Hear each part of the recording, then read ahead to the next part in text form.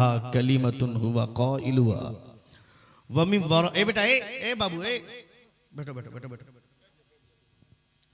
लअल्ली अअमलु सालिहा, शायद मैं अच्छा अमल करता, काश मैं अच्छा काम करता अगर मैं दोबारा लौट जाता। काफिर जब बरज़ख में पहुंचेंगे, आज चाहे लोग जितना भी नशे में अपने आप में जितना भी तूफान मचाना है मचा ले, लोग चाहे जिस बुलंदी पर पहुंचना चाहते हैं पहुंच जाएं, मगर उसे ये एहसास होगा कब्र में जाने के बाद।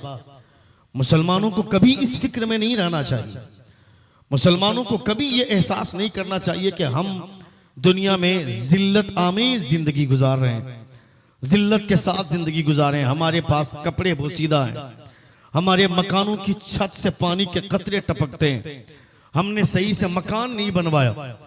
इसके एहसास में कभी मुसलमानों को नहीं रहना चाहिए। मुसलमानों के लिए दुनिया है ही नहीं, मुसलमानों के लिए आखिरत है, कब्र की जिंदगी।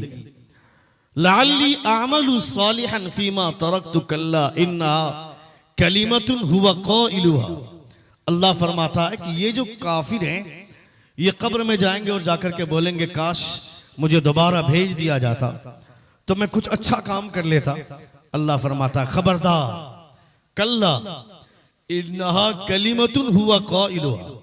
ये जो बोल रहे हैं ये सिर्फ बकवास है, ये सिर्फ बातें इसलिए बोल रहे हैं कि वमिन वराइहिम बरज़खुन, इनके सामने बरज़ख है। ये कब्र का मंजर देख रहे हैं, कब्र के सांप को देख रहे हैं, कब्र के वो तमाम अज़ाबात इनके सामने। इस बुनियाद पर ये बोल रहे हैं कि ठीक कहते थे लोग कि इस्लाम से बड़ा धर्म कोई नहीं है, मुस्तफा जान रहमत से बड़ा पैगंबर कोई नहीं है। दुनिया में लोग कहते थे मगर हम अपने कान में रुई डालकर सोए रहते थे, मगर आज जब कब्र में देखता हूं तो कब्र में आने के बाद ये एहसास हो रहा है यहाँ पे किसी की नहीं चलती है, यहाँ पे चलती है तो सिर्फ आमना के लाल की चलती है। यहाँ सरकार है तो मुस्तफा जाने रहमत की सरकार है। मैं कहता हूँ बेवकूफ दुनिया के तमाम लोगों से कहना चाहता हूँ मुसलमानों पर जुल्म ढाना है, जितना ढाना है ढाले, तुम्हें पता ही नहीं है मुसलमानों के दोनों हाथ में लड्डू है। मुसलमान मौत के, मुसलमान अपने घर के बिस्तर पे मरेगा फिर भी कब्र से मुस्तफा से मुलाकात होगी, या मस्जिद की हिफाजत में मैदान में मरेगा फिर भी कब्र में मुस्तफा से मुलाकात होगी। मुसलमानों के दोनों हाथ में लड्डू है, मुसलमानों के दोनों हाथ में लड्डू है। मुसलमानों को डराने की जरूरत नहीं है। संभल में जो 5 नौजवान मरे, शहीद हुए, उन 5 नौजवानों को, संभल में जो 5 नौजवान जो इंतकाल किए, शहीद हुए, जो पुलिस के लिबास में आरएसएस के भड़वे बने फिरते हैं, जो वर्दी पहनकर, उन्होंने बंदूक उठाकर गोली चलाई थी। 5 लड़के दुनिया से चले गए, मगर एक शहीद होने वाला लड़का जिसका मुस्कुराता हुआ चेहरा, उसका फोटो वायरल हुआ, उसकी तस्वीर वायरल हुई, लोगों ने देखा उसकी तस्वीर को, उसकी मुस्कुराहट देखने के बाद ये एहसास होता है और अल्लामा आसिफ रहमा का वो शेर याद आता है, आज फूले न समाएंगे कफन में आसी जिसके जो याद है उस गुल से मुलाकात की रात। ये गोली लगी तो क्या हुआ, जब तक दुनिया में रहे हुजूर को नहीं देखा, कब्र में जा रहा हूं तो मुस्तफा से मुलाकात होने वाली है।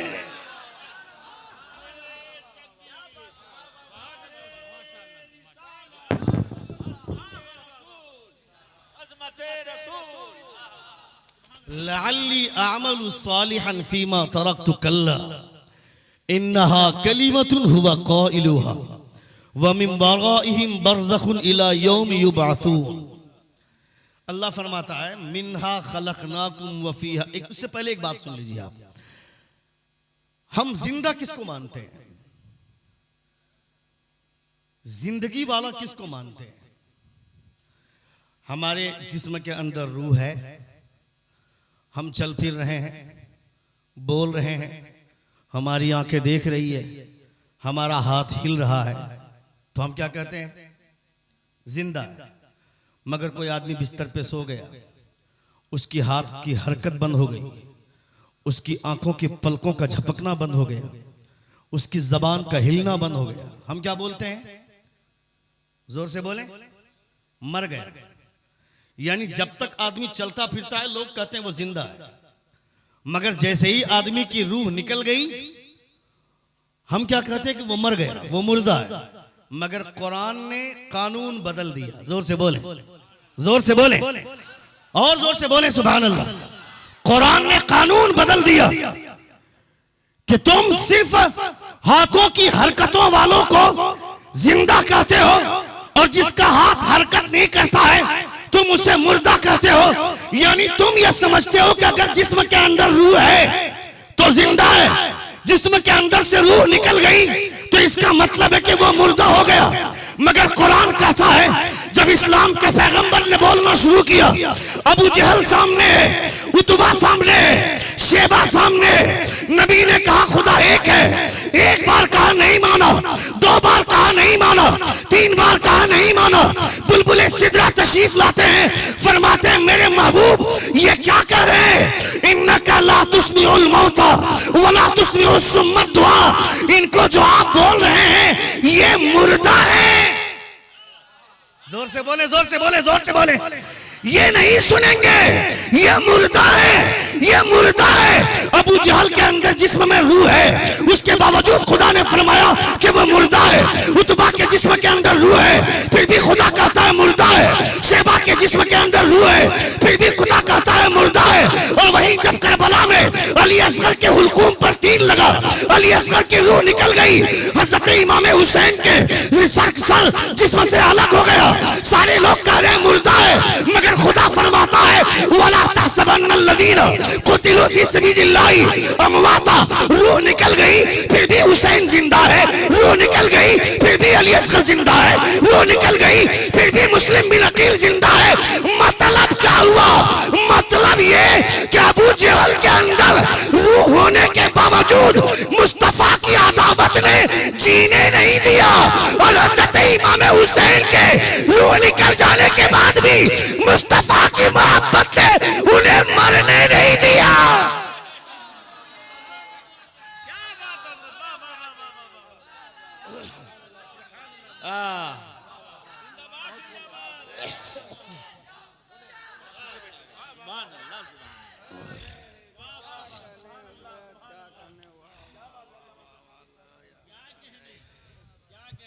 सुन रहे हैं आप, सुन रहे हैं क्या, सुन रहे हैं? कितने लोग सुन रहे, जरा हाथ उठाकर कहें या रसूल अल्लाह, और एक बार कहें या हबीब अल्लाह। यानी अबू जहल जिंदा होकर भी उसको जीने नहीं दिया। किसने? हुजूर की अदावत ने, हुजूर की दुश्मनी ने, हुजूर के बुग़्ज़ ने।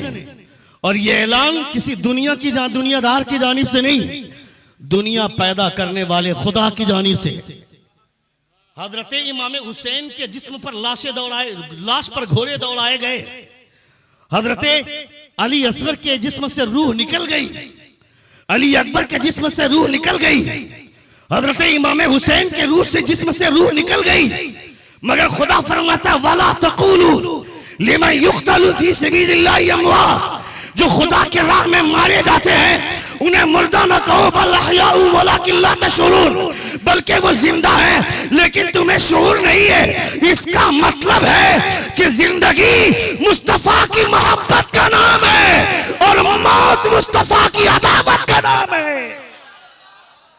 मुस्तफा की अदावत मौत और मुस्तफा की मोहब्बत जिंदगी। जोर से बोले, जोर से बोले, जोर से बोले।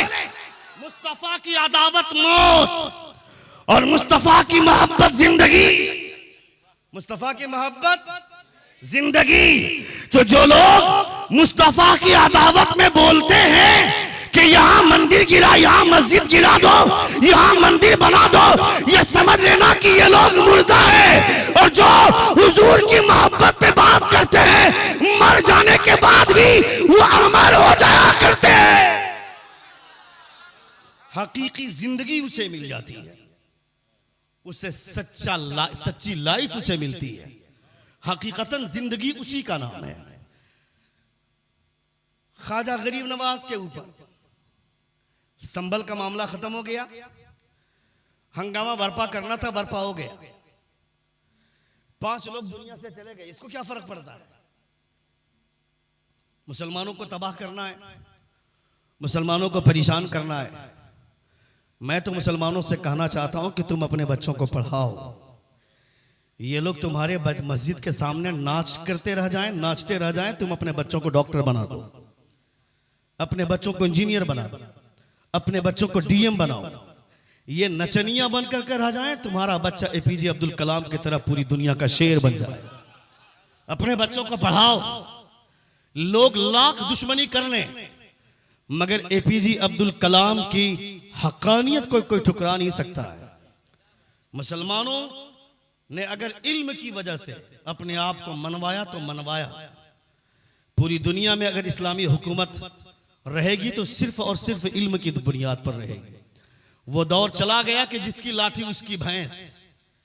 ये दौर था पहले कि एक बाप के 12-12 बेटे होते थे। वो बाप बैठता था मुखिया की कुर्सी पर और उसके 12 बेटे उसके बगल में लाठी लेकर के खड़े होते थे। उसके खिलाफ अगर कोई बोल देता था तो वो 12 बेटे सामने आ जाते थे। डर के मारे कोई उसके सामने बोलता नहीं था। वह दौर चला गया। अब कलम की ताकत चलती है, कलम का जोर चलता है।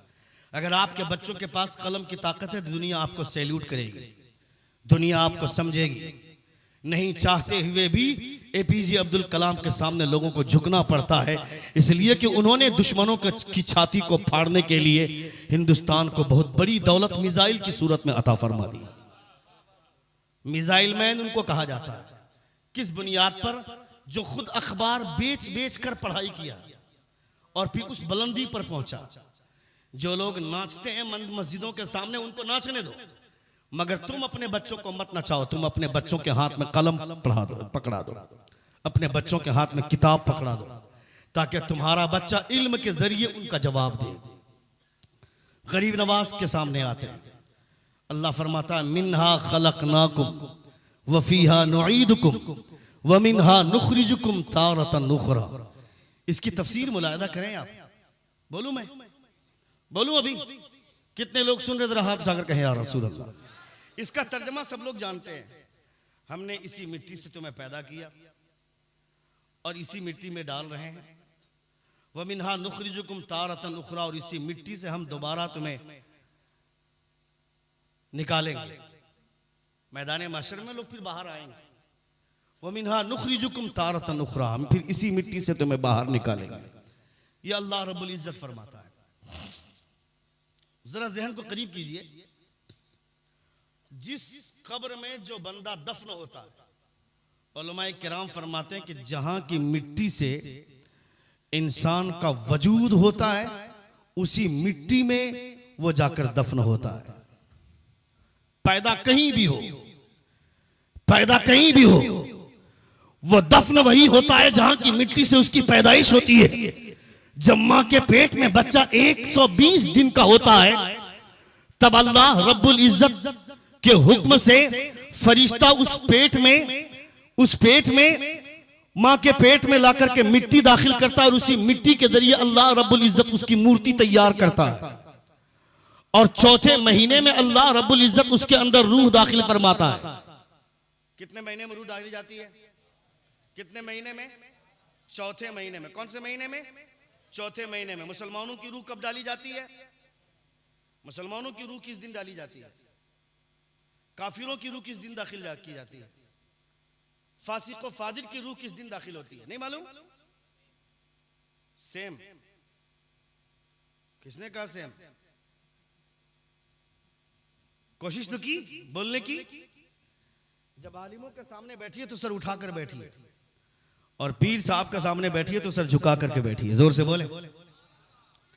चूंकि पीरों के पास जब बैठो तो ये कोशिश करो कि मेरा पीर जो कह दे हम मान लें, लेकिन जब किसी आलिम के पास बैठो तो दलील मांगने की जरूरत है, क्योंकि आलिम के पास दलील होता है। और अब तो पीरों के पास और भी मत बोलिए।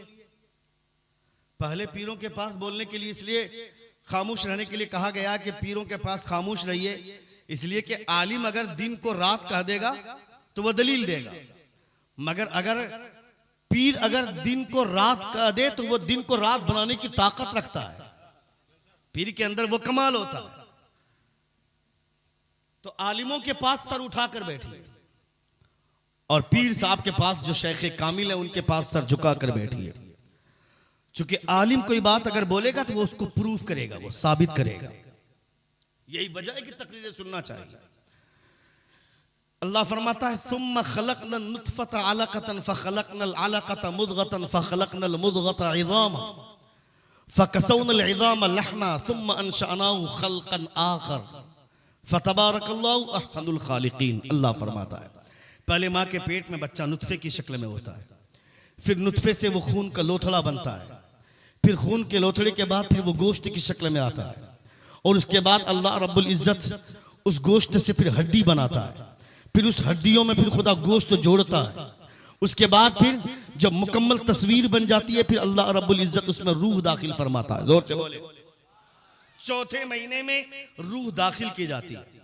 उलमाए किराम फरमाते हैं तफसीर नईमी में अल्लामा मुफ्ती अहमद यार खान नईमी अलैहिर्रहमा और तफसीर रूहुल बयान में अल्लामा शेख इस्माइल अकील अलैहिर्रहमा फरमाते हैं कि अल्लाह रब्बुल इज्जत जब बंदों के जिस्म में रूह दाखिल फरमाता है, सुनिएगा, काफिरों के जिस्म के अंदर जो रूह दाखिल की जाती है वो दिन कौन सा होता है, सुनिएगा।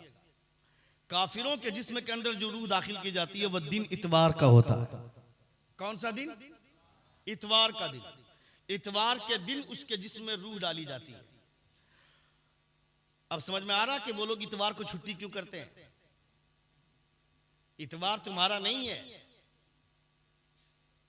तुम्हारा इतवार नहीं है कि तुम इतवार को बाजार बंद कर दो, इतवार को दुकान बंद कर दो, इतवार को ऑफिस बंद कर दो, इसको इतवार को कारोबार बंद कर दो, ये तुम्हारा है ही नहीं। इतवार के दिन वो लोग दुकानें बंद करें, बाजार बंद करें जो जिसके जिस्म में रूह इतवार के दिन आई है। मुसलमानों के ताल्लुक से उलमाए किराम फरमाते तफसीर नईमी में अल्लामा मुफ्ती अहमद यार खान नईमी अलैहिर्रहमा लिखते हैं कि मुसलमानों की रूह, मोमिन की रूह इतवार के दिन नहीं जुमे के दिन दाखिल की जाती है। जोर से जोर से जोर से। मोमिन की रूह जुमे के दिन दाखिल की जाती है। अच्छा, मुसलमानों में भी कुछ लोग शराबी होते हैं, जुआरी होते हैं, कबाड़ी होते हैं। कबाड़ी दैट इज नॉट रॉन्ग। कबाड़ी किसको बोलते हैं? जो स्क्रैप का धंधा करने वाले को बोलते हैं। कबाड़ी मुराद नहीं है। जुआ के अड्डे पे बैठते हैं, शराब के अड्डे को गर्म करते हैं, ऐसे बहुत सारे लोग हैं। ऐसे लोगों की रूह किस दिन दाखिल की जाती है? ऐसे लोगों की रूह के हवाले से उलमा फरमाते कि उसकी रूह मंगल के दिन दाखिल की जाती है। अब अगर कोई बच्चा बहुत बदमाशी करता है, शराब पीता है, समझ लीजिएगा वो मंगलू है। वो समझ रहे हैं आप? ये मैं नहीं बोल रहा हूं, किताबों की रोशनी में बोल रहा हूं। तफसीर जलालैन में इस हवाले से एक रिवायत है, मदरसे में अगर कोई बच्चा बहुत ज्यादा बदमाशी करता है तो उसको असातिज़ा बोलते हैं ये सहशंबा है। समझ रहे आप? तो अपने बच्चों को की तरबियत ऐसी बनाएं कि ताकि आपके बच्चे के बारे में कोई ये तसव्वुर न करे कि ये मंगलू है, कि ये कहे कि ये जुमे के दिन वाला है, यानी इसकी रूह जुमे के दिन दाखिल की गई है। सुभान अल्लाह। अब सुने, अल्लाह फरमाता मिन्हा खलकनाकुम व फीहा नुईदुकुम व मिन्हा नुखरिजुकुम तारतन उखरा। हमने इसी मिट्टी से तुम्हें पैदा किया और इसी मिट्टी में तुमको दाखिल कर रहे हैं, लौटा रहे हैं, और फिर इसी मिट्टी से तुम्हें बाहर निकालेंगे। माँ के पेट में जब बच्चा था वो कहां पैदा हुआ इससे कोई मतलब नहीं, मगर उलमा फरमाते हैं कि जहां पे वो दफन होता है वही की मिट्टी से वो इंसान का वजूद बनता है। उसी मिट्टी से अल्लाह रब्बुल इज्जत उसकी तख्लीक फरमाता है। आप ध्यान करीब करो, गरीब नवाज अगर हिंदुस्तान में अजमेर की धरती में आराम कर रहे हैं, इसका मतलब है वो पैदा जरूर संजर में हुए हैं, मगर जिस मिट्टी से गरीब नवाज का जिस्म तैयार हुआ है वो मिट्टी संजर की नहीं, वो मिट्टी अजमेर की है। जोर से बोले, जोर से बोले, जोर से बोले। वो मिट्टी संजर की नहीं, वो मिट्टी अजमेर की है। और अजमेर कहां है? अजमेर कहां है? भारत में, हिंदुस्तान में। यह अलग बात है कि गरीब नवाज जो राजा बन करके आए तो वो मदीने से आए। जोर से बोले, जोर से बोले। गरीब नवाज राजा बन करके आए तो मदीने से आए। पैदा हुए संजर में, बादशाहत मिली मदीने में, और राज कर रहे हैं हिंदुस्तान में। पैदा संजर में, बादशाहत मिली मुस्तफा के शहर में।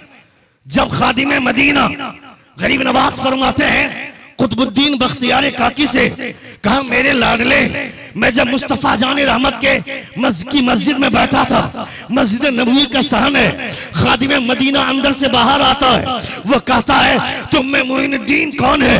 गरीब नवाज उठकर खड़े हो जाते हैं, उनके साथ और भी दिगर मुहद्दिसीन खड़े हो जाते हैं। मोइनुद्दीन का मतलब होता है दीन की मदद करने वाला, दीन का मददगार। सारे मुहद्दिसीन खड़े हो जाते हैं। जब खादिम मदीना अंदर गया, उसके बाद फिर बाहर आता है, वो बोलता है इतने सारे मोइनुद्दीन को नहीं, एक मोइनुद्दीन जो संजर से आया है उसे सरकार बुला रहे हैं। गरीब नवाज खड़े होते हैं, फरमाते मैं संजर से आया हूं, मेरा नाम मोइनुद्दीन है। गरीब नवाज अंदर जाते हैं, ख्वाजा कुतुबुद्दीन बख्तियार काकी से आप फरमाते हैं मेरे लाडले, जब मैं अंदर जा रहा था तो मुझे लगा कि मैं मुस्तफा को करीब, मुस्तफा के रोजे को करीब से देखूंगा, मगर जब मैं अंदर गया तो मैंने मुस्तफा के रोजे को नहीं, मैंने मुस्तफा को करीब से देखा। अच्छा, ये किसने कहा कि तकरीर में नारा नहीं लगना चाहिए?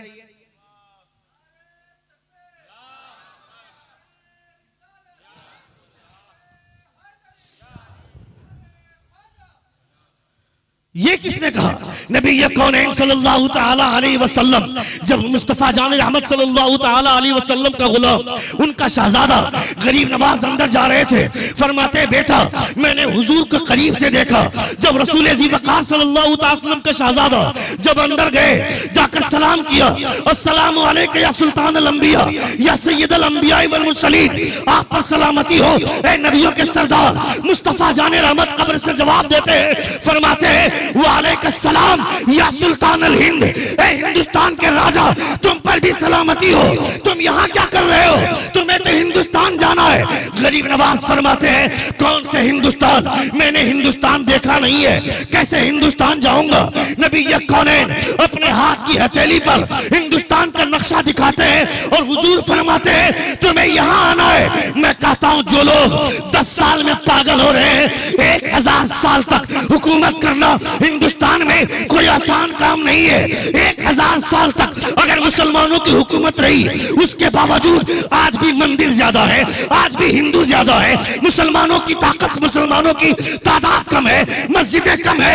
इसका मतलब है 1000 साल हुकूमत करने के बावजूद मुसलमानों ने इंसाफ से काम लिया।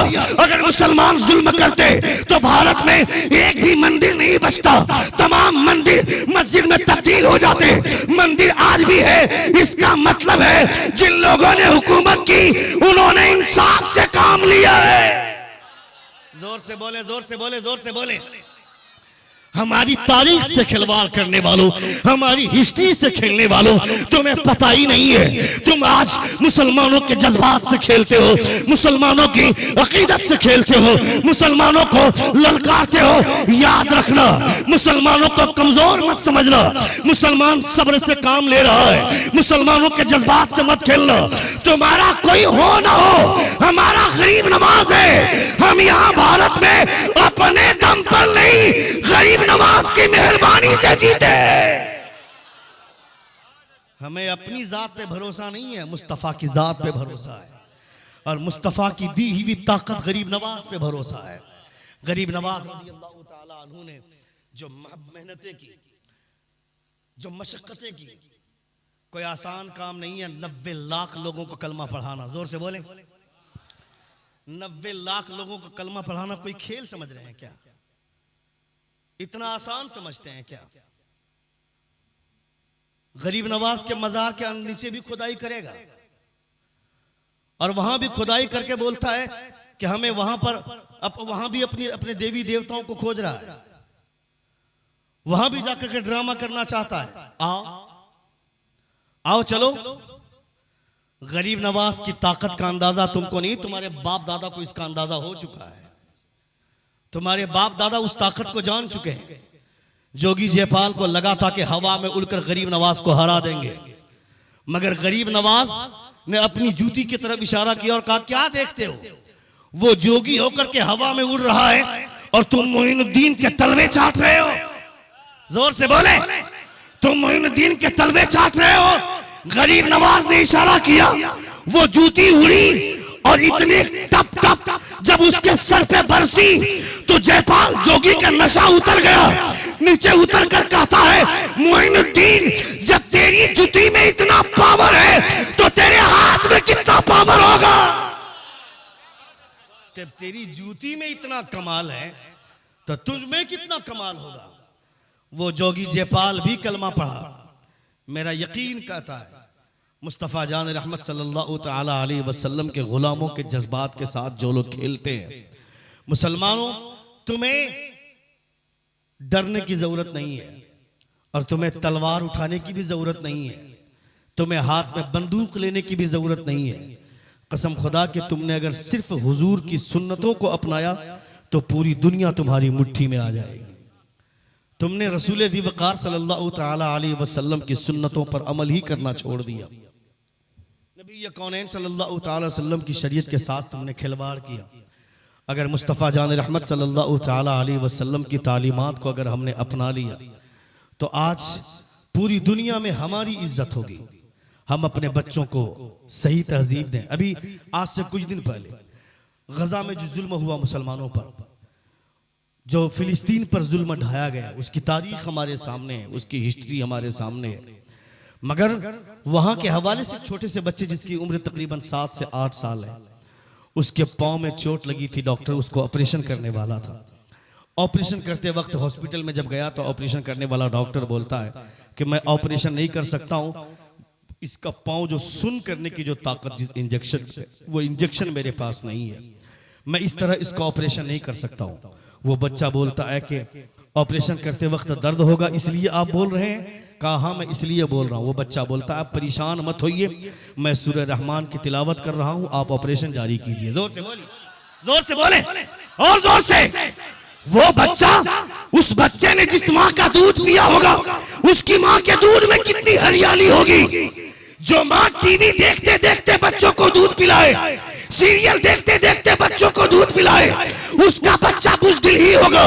मगर जो माँ कुरान की लोरियां सुना सुना कर अपने बच्चों को पालता है, वह सूरह रहमान की तिलावत करते हुए अपना ऑपरेशन करवा लेता है। तारीख बोलती है, हिस्ट्री बोलती है कि वह बच्चा सूरह रहमान की तिलावत करता रह गया और इधर ऑपरेशन जारी था। पूरा ऑपरेशन कंप्लीट हो गया, तिलावत करता रह गया। उसके बाद बच्चे को बोलता है अब तिलावत बंद कर दे, ऑपरेशन खत्म। जोर से बोले, जोर से बोले, जोर से बोले। अब तिलावत बंद कर दे, तिलावत रोक दे, ऑपरेशन खत्म हो चुका है।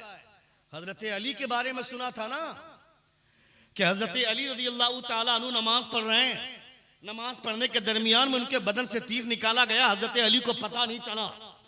हजरत अली रज़ियल्लाहु ताला अन्हु की मोहब्बतों का सदका जिस बच्चे में मिल जाए, उस बच्चे के अंदर ऐसे कमालात आ जाएं कि वो बच्चा सूरह रहमान की तिलावत करते करते अपने पांव का ऑपरेशन करवा लेता है और उससे दर्द तक महसूस नहीं होता है। हुजूर ताजु शरिया का नाम लेते हैं आप, हुजूर ताजु शरिया। जब तुम्हारा बच्चा शराब पीता है तुम्हें शर्म नहीं आती है? तुम्हारा बच्चा जब जुआ के अड्डे पे बैठता है तुम्हें शर्म नहीं आती है? साल में एक मर्तबा हुजूर ताजु शरिया के नाम का जलसा करवा कर अपने आप में घमंड की बोली बोलते हैं और ये सोचते हैं कि मुझे जन्नत में जाने से कोई नहीं रोकेगा। जिंदगी भर शराब पीने वाला, चोरी करने वाला, डकैती करने वाला साल में एक मर्तबा जलसा करवा कर सोचता है कि मुझे अब जन्नत में जाने से कोई नहीं रोकेगा। सोचता है हुजूर ताजु शरिया खुश हो जाएंगे। हुजूर ताजु शरिया इससे खुश नहीं होंगे कि कितने कीमती बल्ब लगवाए, कितना महंगा स्टेज लगवाया, कितना महंगा साउंड मंगाया। हुजूर ताजु शरिया इस बात पर खुश होंगे कि मुस्तफा की सुन्नतों पर मेरे मुरीद ने अमल किया या नहीं किया।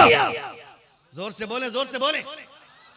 जो मुरीद हुजूर ताजु शरिया के नक्शे कदम पर चलेगा। हुजूर ताजु शरिया की आंख का ऑपरेशन था, हुजूर ताजु शरिया की आंख का ऑपरेशन था। डॉक्टर ने कहा कि ऑपरेशन करने से पहले मुझे वो इंजेक्शन देना होगा जिससे सुन किया जाता है, दर्द महसूस नहीं होता है। हुजूर ताजु शरिया फरमाते हैं कि उसमें अल्कोहल है क्या? उन्होंने कहा कि सिर्फ 1% है, 10% है, अल्कोहल की शमूलियत सिर्फ 10% है।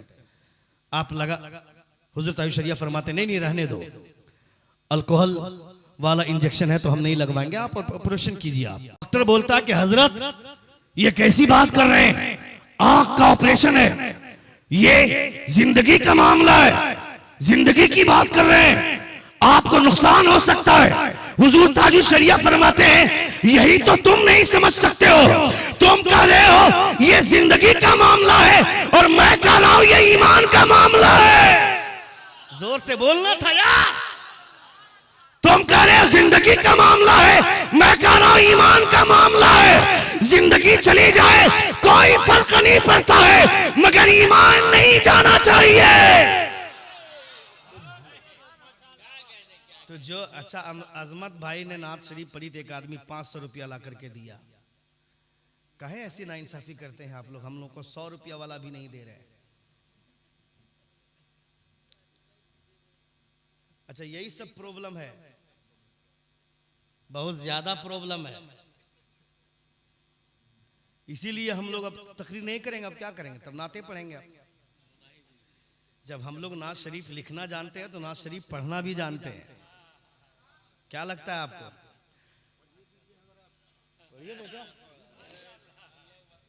बाबू थोड़ा सा इक्को खोलो, बताता हूं मैं इन लोगों को अपनी ताकत।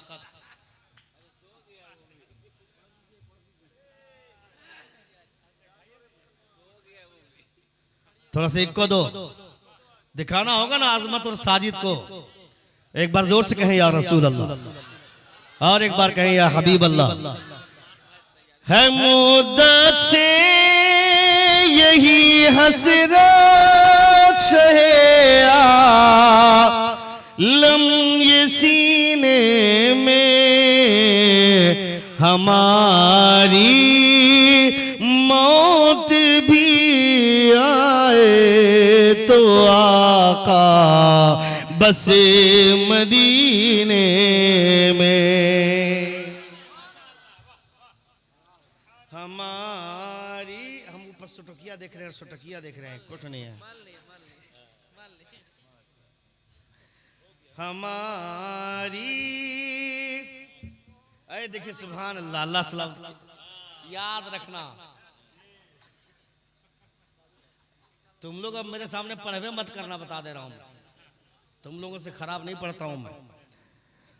हमारी मौत भी आए तो आका बसे मदीने में। एक बार जोर से कहें या रसूल अल्लाह।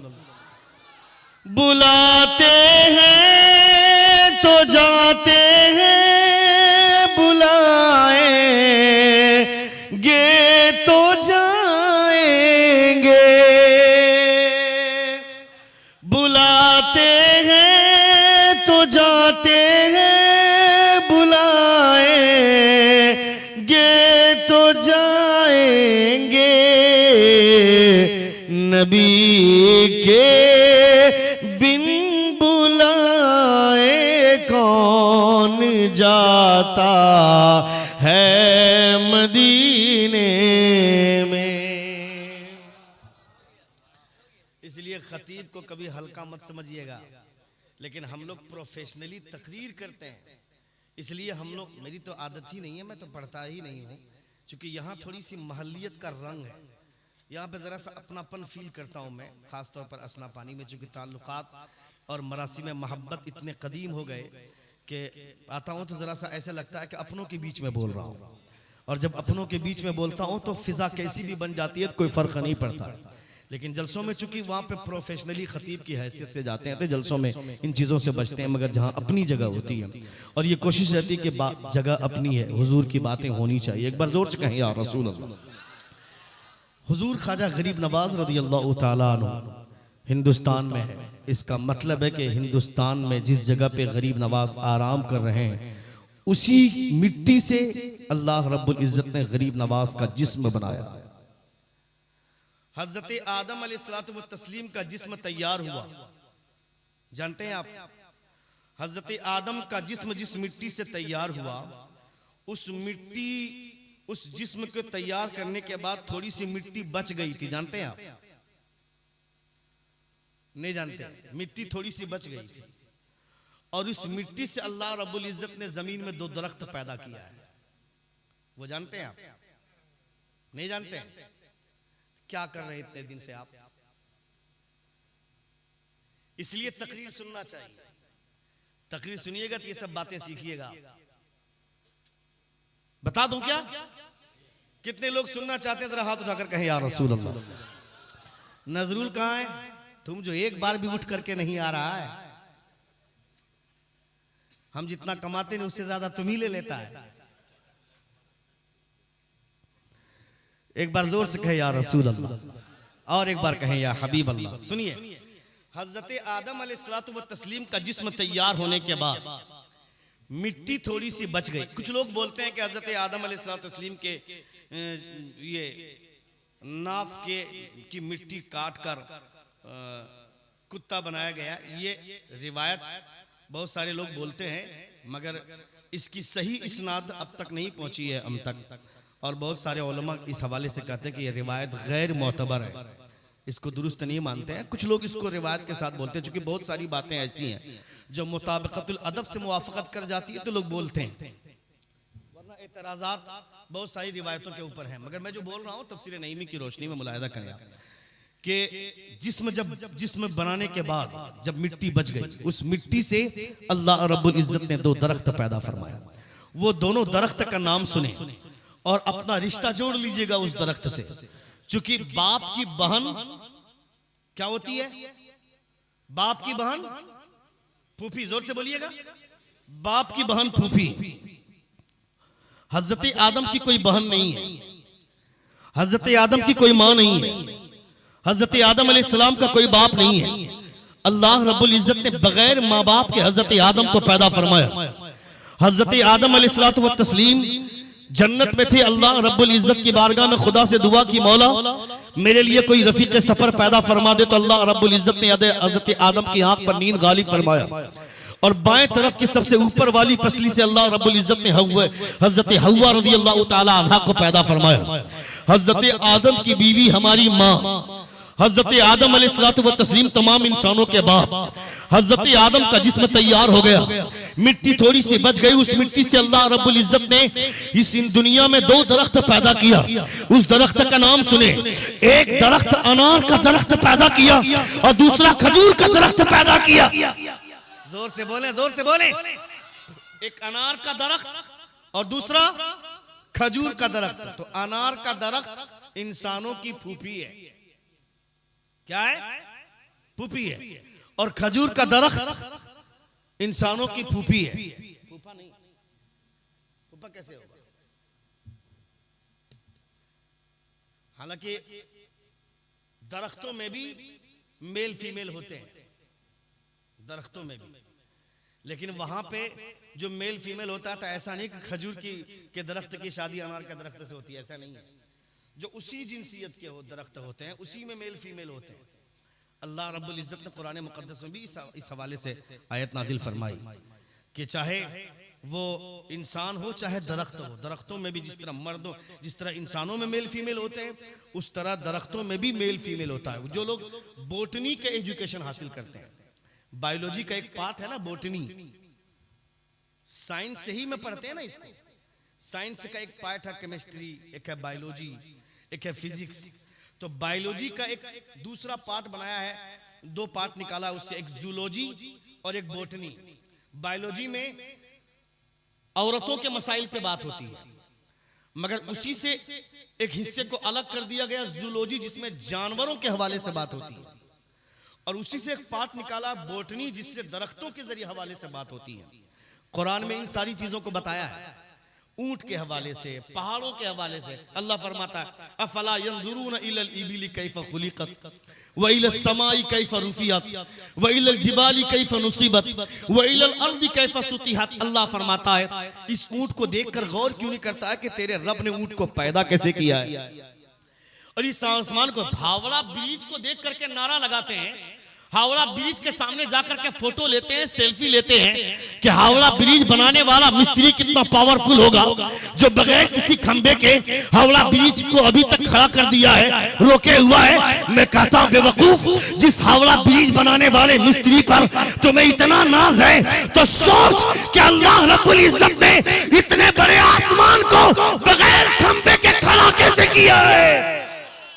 बगैर किसी खंबे के मेरे रब ने आसमान कैसे बनाया है।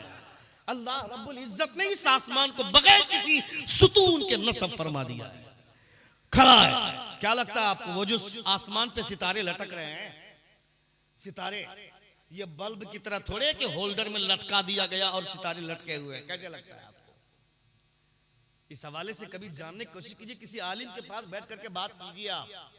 उलमा फरमाते जब आलिमों के पास बैठो तो उसे कोच मारो। कोच मारे का मतलब समझते हैं आप?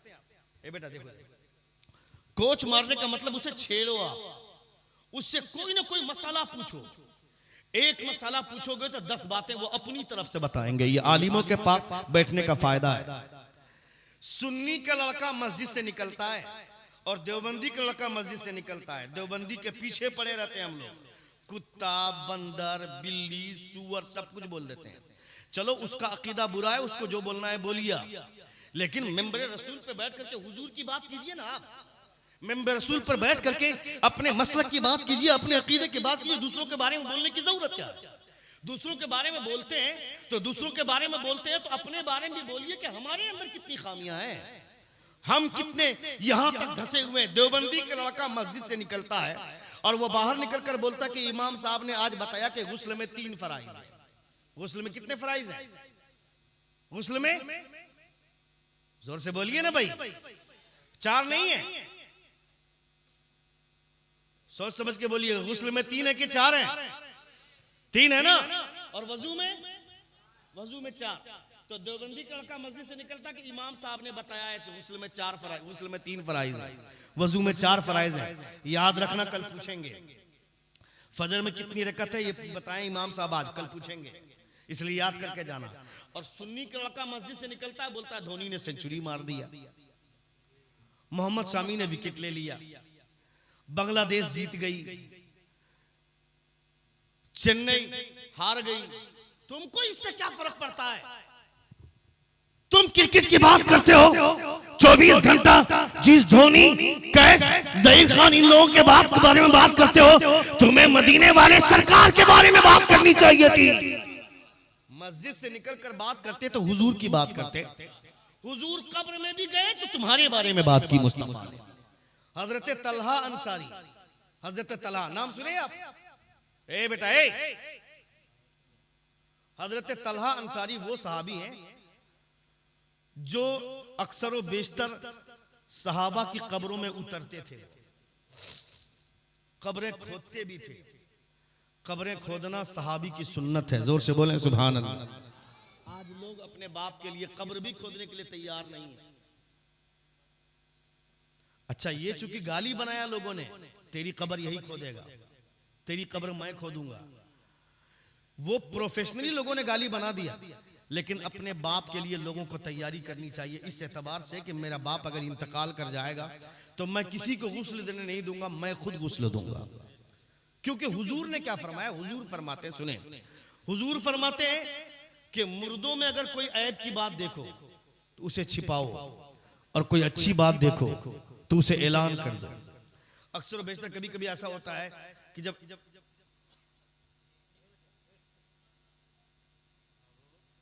बाबू ये जलसा नहीं है, ये दरसगाह है, यहां कोशिश करो कि कुछ सीख रहे हैं। हुजूर फरमाते हैं कि मुर्दों को नहलाए तो कोई अपना खास आदमी नहलाए। क्यों? हुजूर ने ये फरमाया कि उसके अंदर कोई ऐब देखो तो उसे छिपा दो, और कोई अच्छी चीज देखो तो उसमें ऐलान कर दो, लोगों में फैला दो। तो कोई दूसरा आदमी अगर मेरे बाप को नहलाएगा, कभी कभी ऐसा होता है कि गोरा आदमी का चेहरे का रंग बदल जाता है, वो काला हो जाता है, और कभी कभी काले आदमी का चेहरा मरने के बाद गोरा हो जाता है। तो खूबी तो लोग बयान कर देंगे, लेकिन उस ऐब को ज्यादा जल्दी वायरल करेंगे लोग। लेकिन कोई अपना आदमी रहेगा तो उस ऐब को छिपा देगा। कि जिसके ऐब को अब तक किसी ने नहीं जाना, वो ऐब पूरी दुनिया के सामने चला जाएगा। इसलिए हुजूर ने फरमाया कि अपना आदमी नहलाए, अपना आदमी नहीं नहलाता है दूसरे लोग। अब तो कुछ लोग ऐसे भी हैं जो प्रोफेशनली नहलाने के लिए फिक्स होते हैं। यहाँ है क्या? यहाँ ऐसा नहीं ना है। मोहल्ले के लोग नहलाते हैं, अपने मोहल्ले के लोग या अपने लोग नहलाते हैं। कोशिश करनी चाहिए। हाँ, बहुत अच्छी बात है, अपने लोगों को नहलाना चाहिए। अपने लोगों में अपने लोग नहलाएंगे तो फिर अपने लोगों का नहलाने का फायदा ये होगा कि उसके अंदर जो ऐब दिखेगा वो ऐब लोगों में वायरल नहीं करेंगे। और जो किसी के ऐब को छिपाता है, उलमा फरमाते कि उसके अंदर खुदा की एक सिफत का कमाल आ जाता है।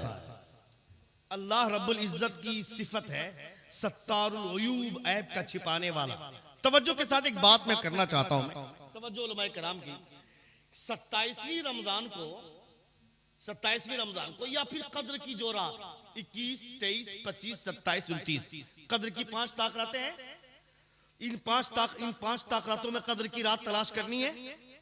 21, 23, 25, 27, 29 रमजान में आखिरी अशरे में। अच्छा, इन ताकरातों में कद्र की रात तलाश करनी। उस कद्र की रात में अल्लाह फरमाता है तनज़्ज़लुल मलाइकतु वर्रूहु फीहा बिइज़्नि रब्बिहिम मिन कुल्ली अम्र सलाम हिया हत्ता मतलाइल फज्र। तवज्जो, अल्लाह फरमाता है कि ये फरिश्ते खुदा की बारगाह में जाकर इजाजत मांगते हैं, मौला हम उम्मत मुहम्मदिया की बारगाह में सलाम पेश करने जा रहे हैं। जोर से बोले, मौला हमें इजाजत दे। फिर खुदा से इजाजत भी लेते हैं, परवरदिगारा उम्मत मोहम्मद को सलाम करने जा रहे हैं, हमें इजाजत दे ताकि उम्मत मोहम्मद को सलाम कर ले। मैं कहता हूँ मेरा बच्चा शराब पिए, मेरा बच्चा जुआ खेले, मेरा बच्चा अड्डाबाजी करे, हम नमाज नहीं पढ़ते हैं, उसके बावजूद कद्र की रात में ये फरिश्ते इजाजत लेकर हमें सलाम करने आते हैं। इसके पीछे राज क्या है? इसके पीछे हिकमत क्या है? ये फरिश्ते लोहे महफूज पर इनकी नजर है, उस लोहे महफूज पर हमारे सजदे लिखे हुए हैं तो हमारी शराब के कतरे भी लिखे हुए हैं, उस लोहे महफूज पर हमारी नमाजों के सजदे भी लिखे हुए हैं। तो हम जुआ खेलेंगे वो भी लिखा हुआ है। तो ये फरिश्ते लोहे महफूज को पढ़ते नहीं है क्या? अगर लोहे महफूज को पढ़ते हैं तो शराबी को सलाम करने क्यों आ रहे हैं? शराबी को तो हम सलाम न करें, जुआरी को हम लोग सलाम न करें, अड्डाबाजी करने वाले को हम लोग सलाम न करें, तो फिर ये फरिश्ते सलाम क्यों करने आते? तो शरह मुस्लिम में रसूल दी वक़ार की एक हदीस नकल फरमाते हुए आप फरमाते हैं कि जब फरिश्ते लोहे महफूज पर पढ़ते हैं, जहां उम्मत मोहम्मद की नेकियां लिखी होती है वो पढ़ लेते हैं, और जहां बुराइयां लिखी होती है जब वहां उनकी नजर पड़ती है तो मेरा रब उस पर पर्दे डाल देता है। जोर से जोर से जोर से, मेरा रब उस पर पर्दे डाल देता है। फरिश्तों की नजर अच्छाइयों पर पड़ती है, बुराइयों पर नहीं पड़ती, तो इसलिए उन्हें रश्क आता है। अल्लाह रब्बुल इज्जत के नबियों ने जो उम्मत मोहम्मद में आने की दुआ की थी, हजरत मूसा अलैहिस्सलाम ने कहा था मौला हमें मोहम्मद की उम्मत जो मिली है उस उम्मत को मेरे हवाले कर दे। मैंने तौरेत में उसकी तारीफ पढ़ी है। क्या किया था खुदा ने, किस अंदाज में तारीफ बयान किया था? आप वो नेहज सुनिएगा तो आप हैरत कीजिएगा मेरा रब प्यार कितना करता है। जोर से बोले, मेरा रब हमसे मोहब्बत कितनी करता है, वो नेहज देखिए। अल्लाह फरमाता है हजरत मूसा अलैहिस्सलाम ने जो तौरेत में हमारी तारीफ पढ़ी है, अल्लाह फरमाता है मूसा तेरी कौम ने तुझसे ये कहा इज़हब अंत व रब्बुका फकातिला इन्ना हाहुना काइदून, कि तुम जाओ तुम्हारा रब जाए, जाकर के जंग करो, हम यहीं बैठते हैं, जब जीत जाओगे तो आपको बता देना।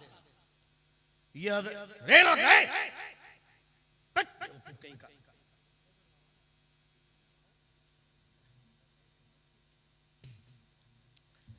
इज़हब अंत व रब्बुका फकातिला इन्ना हाहुना।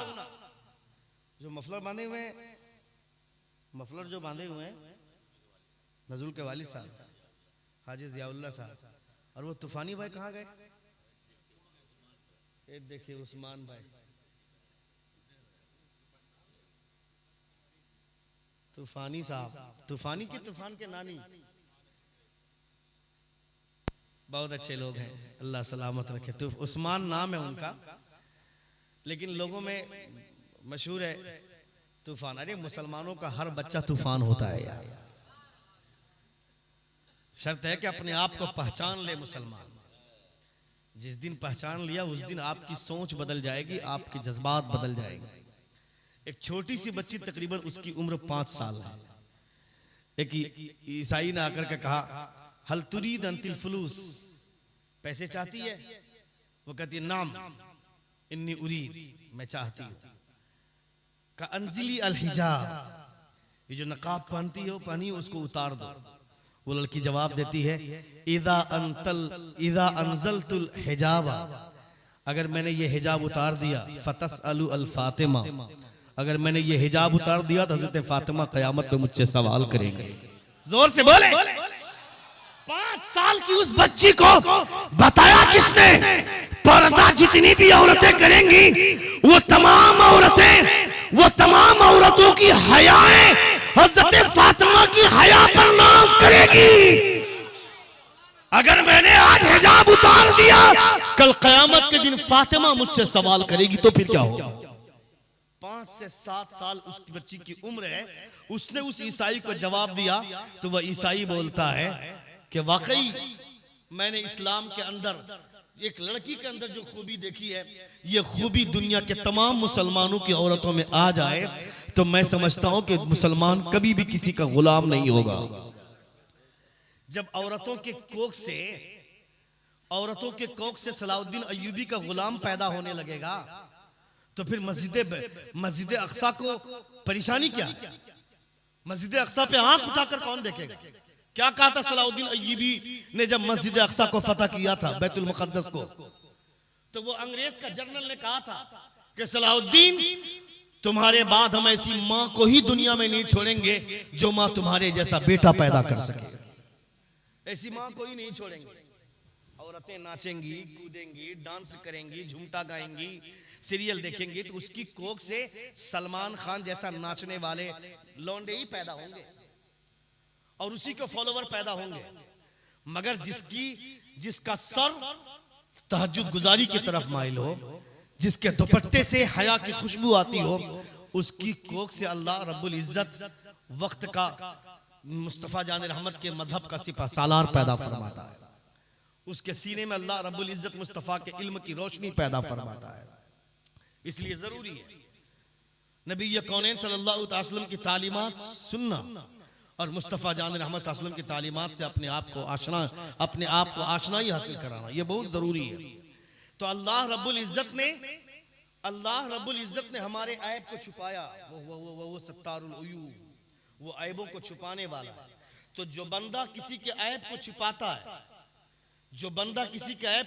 है, उसके अंदर अल्लाह रब्बुल इज्जत की उस सिफत का यह कमाल आ जाता है, वो ऐब को छुपाने वाला बन जाता है। इसलिए दूसरों के ऐब को छुपाना चाहिए। हजरत तलहा अंसारी, सुनिएगा बात मेरी यहीं से फैली थी। हजरत तलहा अंसारी, जोर से बोले एक बार या रसूल अल्लाह, और एक बार कहिए या हबीब अल्लाह।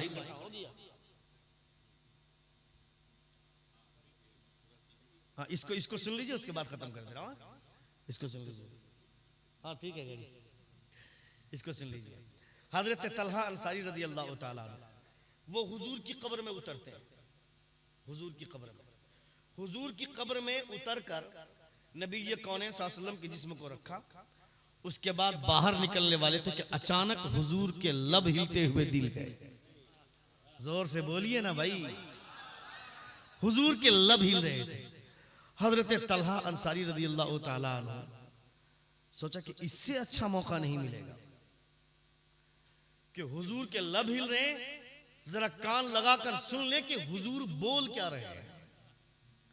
कान करीब किया, हजरत तलहा उनका बयान है।